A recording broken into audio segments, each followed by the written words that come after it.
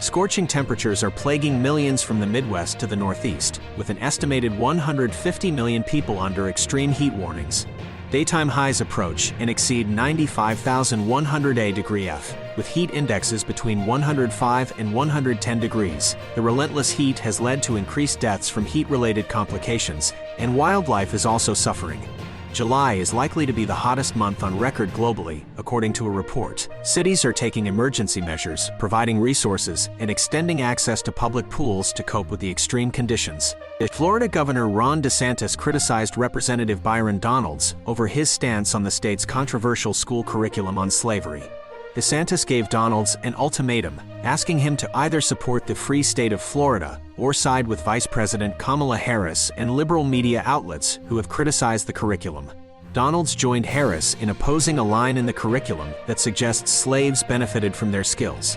DeSantis defended the curriculum, emphasizing that scholars worked on it, including African Americans.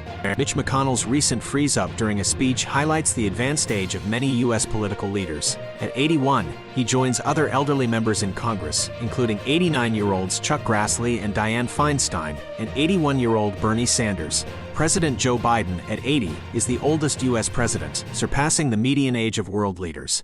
Congress has a median age of 65.3, much higher than the national average of 38.8 years. Donald Trump and his aide, Walt Nauta, are facing fresh charges for allegedly mishandling classified documents, with Mar-a-Lago property manager Carlos de Oliveira becoming the third defendant. De Oliveira is charged with concealing, altering, and making false statements regarding the documents. Trump already faced 37 criminal charges for unlawfully concealing classified papers after leaving the White House and hush money payments to Stormy Daniels. Trump denies all charges, and his campaign dismisses the latest indictment as a ploy by the Biden administration. White House National Security Advisor Jake Sullivan visited Saudi Arabia to discuss a potential deal on upgrading U.S.-Saudi relations and normalizing ties between Saudi Arabia and Israel. The visit also involved discussions on regional matters, promoting a peaceful and stable Middle East, and progress in Yemen's truce. The diplomatic initiative aims for Middle East peace, but it could be politically challenging for President Biden. Senior officials Brett McGurk and Amos Hochstein accompanied Sullivan during the trip. A 3-month-long violent conflict between the Meitei community and Kuki tribals in Manipur state, India, has claimed over 180 lives, challenging Prime Minister Narendra Modi's strongman image. The clash erupted over economic benefits, escalating into armed confrontations with casualties and massive displacement. Despite the crisis, there's no apparent resolution in sight.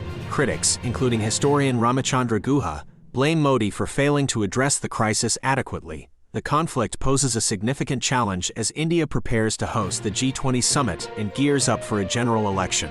Israeli Foreign Minister Eli Cohen cautioned his Swedish counterpart Tobias Billstra Paragraph Markem that a planned Torah book burning outside Israel's embassy in Stockholm would strain bilateral relations. Sweden faced criticism for allowing protests where holy books, particularly Qurans, were defiled.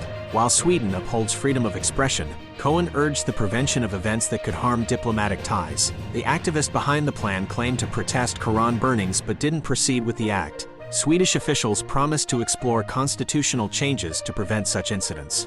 Singapore resumed executions with 2 drug traffickers hanged in 1 week.